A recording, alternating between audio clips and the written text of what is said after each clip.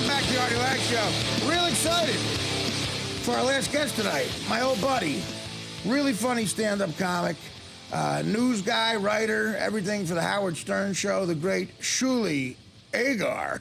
Artie Lange, pleasure to be here, sir. Thank you for having me. Thanks for having me, man. It's been, it hasn't been that long. We were together in Pennsylvania not too long ago. Shuli and I did stand-up together in Pennsylvania with the Antisocial Tour, but we haven't been really in a radio station together in four years. A long time. It's been 4 Seems years. like an eternity.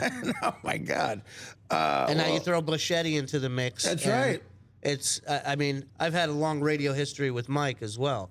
Yeah, I know. He used to do Miserable Men with us. And I know, right? Now you love Shuli, right, Mike? I love Shuli. We had so much fun on the show. It was awesome. He did our Halloween show, and we told him we were all getting dressed up, and none of us did. He showed up as a witch, and you've never seen something so disturbing. That must have been appropriate, though. How did you, what kind of costume did you put on? Well, I was going to be Dorothy original, but I couldn't find anything in my size. But they were like, what? It was supposed to be the Wizard of Oz theme. Yeah, and I was going to be Dorothy, and then Dorothy? Oh, wait, that's what you said, Dorothy. Yeah. Dorothy. And then I was like, I couldn't find a costume in my size, so I settled for the witch. So I come in as the There's not a lot of witch. Judy Garland costumes your size? So I come in as the witch art. I see Shuli, Mike, and Mark just dressed in regular clothes. I'm like, I feel like Joe Pesci in Goodfellas. Like, oh, no! Well, first of all, say Dorothy again. Dorothy. I came in, seen Mike. Say Dorothy. Dorothy. Dorothy. It looked like Dorothy. the body of a witch with the house that fell on it as its head. No, they were all dressed in civilian clothes. I know, I was get the joke, Mike. But you don't see why it's funny how you say Dorothy? I think a lot of people say it like I do. No, they don't. The voices in his head. How about say Dot? like that. It's a short version of it. Say it again. Dottie. Dottie? No, just say it. It's easy to call it Dot Now instead. you're taking creative license. Say Dorothy. Dorothy. Yeah, but I call it Dottie. It's easier. We get it. All right, so Shuli, you came in on a good, exciting time. Mike and our producer Dan Filato are in the middle of challenging people, each other and stuff. Because they hate one another. And even though Mike is a comedian, Dan beat him in improv. An improv contest. How'd that happen, Mike? Dan was on his game. Yeah, Mike had an off right. night. And what you do for a living, you just weren't on your game. No. All right. And then we had a how to pronounce Dorothy contest. I like the whose arms are farthest away from their ass contest. Oh, no. The T-Rex arms. So now we're going to do this fun hoop fever game. Who's going first? Dan? Dorothy. Dottie. Dottie. Artie, do you want them to go one after another? Do you want one to go, then you can comment, then the other one go? One go and then we'll comment All and right. then the other go. It'll be real quick. One go and the other one heckle them as they're going. Here we go. No heckle. I'm not going to heckle at You all. can heckle. No heckle, Mike. No, I don't want to bother Dan. Let him stop, concentrate. Mike. Now you've What the crossed hell? the line. You see, Mike, if you don't heckle him, it's dead air, Mike. You got to heckle. Okay, come on, baby. My sister can throw better than that. Come You have to on. make one. There we What's go. this, the second grade, buddy? Come on, babies. Bloody. Yeah, come on, I'm going to wipe this. Mike's sister getting hit with Come on, the big F. You got, oh, no. Oh, well, you're getting lucky, Dan. Don't worry, buddy. I'm going to bury this. Dan's made like What are you 10 in a row at, now. 26? Well, come on, Dan. Bring the action on, baby. It sounds like Mike's pushing. Come on, Dan. Come on, Dan. You can be better than this. Come on, Pinocchio. Let's get this going. Come on, Danny, baby. Come on, baby. Show Chicago you made it, baby. Yeah. Let's go, Geppetto. Another We've got 32 with 12 Well, seconds this to is go. not going to be too... There were 10 now, Oh, Dan. okay, You're Danny, 37. baby. Dottie. Dante. Dottie. Whoa, okay, Dan the man. He's killing him. Yeah. Keep going till I tell you. Keep Whoa. going. Keep Yeah. going. Throw it up there. This sounds like the audio for the worst 52. porn Yes. ever. How much? All right, Mike. Dan got 52. Oh, God, Mike. Mike, you're going to be you got this, no problem. Mike had 4 in a row when he started. You're going to be practice. 5. You're going to be 5 and it's going to be 5-0, Dan. Just God, dunk Dan had a streak of like 14 in a row. All right, go ahead. You ready, Mike? Okay, guys. Over and under. Ready? Just dunk 30. it. It'll be over. Here we go. Nice. 0 for 2. Oh! Mike, heckle yourself while you're doing it. Whoa. Come on, baby. 1 for 5. He's 2 really for, got some touch. 1 Come for on, 6. sexy. 2 for 7. Mike's got 4 with 27 seconds to go. And we have to do improv while I play It's basketball. like watching Shaq in practice. Oh, the couple that have gone in have somehow had the craziest bounce. Not bad, Mike. Not bad. Mike, you're 49 away from 52. Keep going. Mike has 10 or 12 with 12 seconds to go. They're worth 3 points now, Mikey. Come on, big Mike. Try to bank them. Do we have an oxygen tank ready? Oh, was that an air ball? Oh, no. Not an air ball. It happens. Oh, that's a good roll.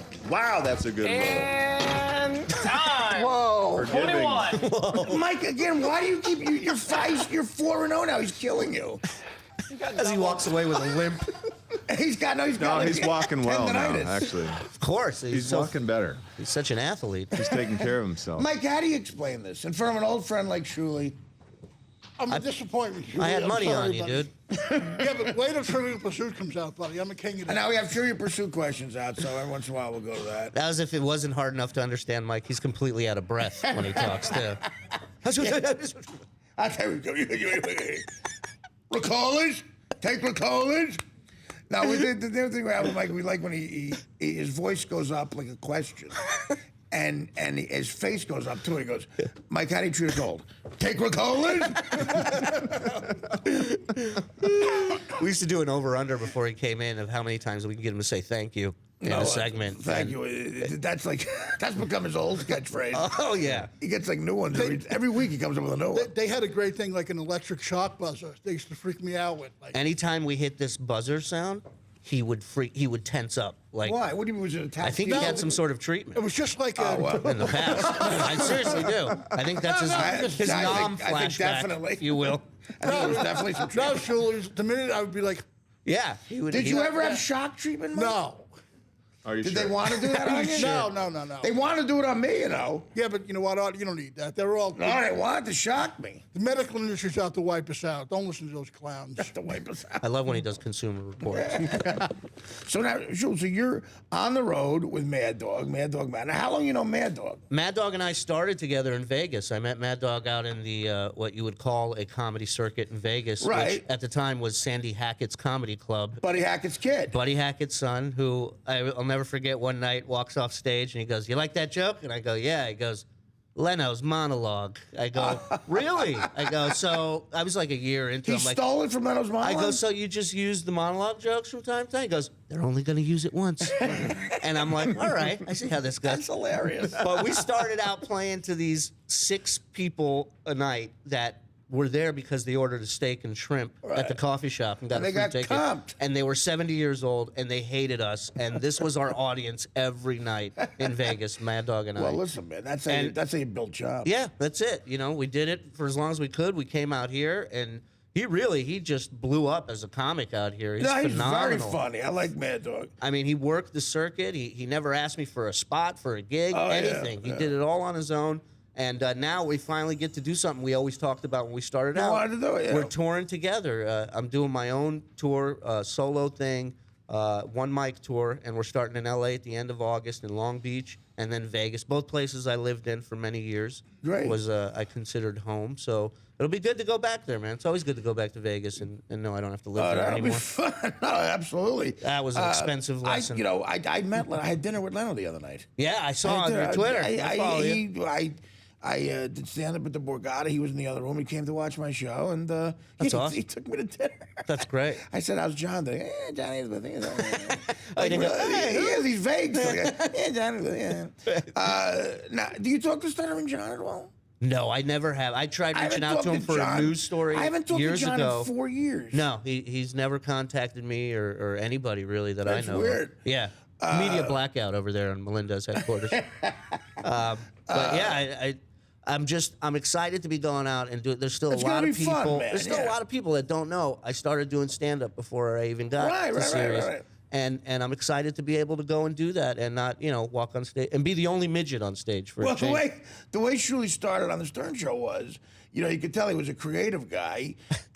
He used to call up and read when we were on the E channel what the scrolls were underneath our show. Howard hated the scrolls Right. because they cut into the show. Right. It sucked. Like the show, it was disconcerting. It took away. It would the stretch atten- out the screen. It would look weird. So and Shuli would call in and tell us exactly what the scrolls said, and there was always something stupid, like Jennifer Aniston had a barbecue or something. one of my favorites, Britney Spears fights illiteracy. That's one of my all-time favorites. That's a losing battle for And her. then I used to call in with my only impression that I used to do, which was Bobcat Goldthwait. And I would do these little poems kind of roasting you guys and just calling me, Artie, you fat guinea bastard. What? Thank you very much. That's good stuff. Yeah, all I got. and then you ended up getting a job. Yeah. Now, I did mean, you start at Sirius? Yeah, that Right, was that's it. when you started They full-time. called me up and they were like, "We want to give you an audition and fly out here." And I thought it was a prank. I was like, Right. "Look, I'm Because gonna." you were enough part of the family at that point to where you'd get Yeah. goofed on and vice versa. Yeah, and I'm like, if this is Sal, I'm gonna kick your ass when I get to New York, And I came out here, and 1 week went into 2 weeks, and 3 weeks, and 4 weeks, and then they were like, "Go home, get the rest of your clothes." I did, and You got the gig. I got the gig. I remember my Thanksgiving, the first year I was out here. You took me to your family's house That's for right. Thanksgiving. That's right. I tend to do It was that. great. I was just- You would just moved out here. You didn't have anybody. Yeah, and then we actually went to. It's very professional. I'm like trying to That's very calmly put this professional. back. We got it. It's all good. Deconstruction. And then we went and watched the James Bond movie in the city. Remember That's that? right. We went to my uncle's and we had Thanksgiving.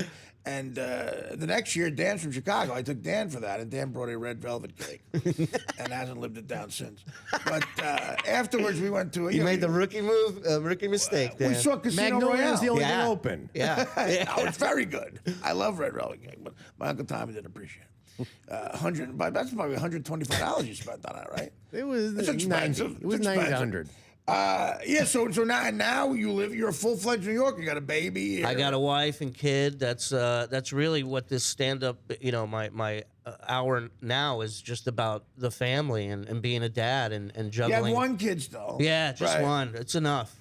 She's lapped me in intelligence already. Yeah, how old is with she? all the Yeah, weed how I've old? smoked through the years. She's like, she turned 3 in March. Oh, wow. So she's like, I go to her the other day. I'm like, you want a little brother or a little sister? And she looks at me and she goes, do you? Like that. And I'm like, and that's when I realized she's just lapped me in intelligence. She's perfect. Yeah, and one is enough. She's an awesome kid, but it's hard work, man. Especially hard in work. the city, man. Oh, That's it's brutal. It's really the concrete jungle out there, right? Well, no, and you're on the road. Yeah. You got your wife. I'm sure is great. But Oh, it's great to call your wife after a show at a club with music blaring and chicks like, "Can I take a picture with you?" And you're like, "Hey, honey, how's it going?" And she's like, "Oh, great. How's it going for you?" It's always a warm welcome back. can home. I take a picture with you in my breasts? It's just, but she's an awesome woman, man. I couldn't do any of this without Honey, her. did you put our lovely daughter to sleep? Hey, you want to bang my girlfriend while I watch? Yeah, she's like, she's go, I don't know what to do with this kid. I'm freaking. I go, honey, you know what? I got to fling Beetlejuice into a pair of breasts. So I'll be right back. How is Beetlejuice doing? Do you still talk to him? He's doing good. He's doing good. He just finished a screenplay. No, he's, Reading it? Yeah. He's good. He's the other day, a couple months ago, he was out here and he was in the green room and he's got this cell phone open and he's pushing buttons with his thumbs, Of course. as if he's texting someone. Yeah. But it's Beetlejuice, So I walk over and I go, "You texting somebody?" He's like, "Yeah, sending a message to a friend." And you look over and it looks like a cat walked across a keyboard of a computer. Every button, every letter, symbols. That's what mine looked like when I was on heroin. And just like, why? I used to room with him on the road. The stories were Yeah, no, endless. I honestly, that is going above and beyond the call of duty, literally duty. Well, I used to work before before I did stand up. He I would worked take as a dump in the bathtub, right?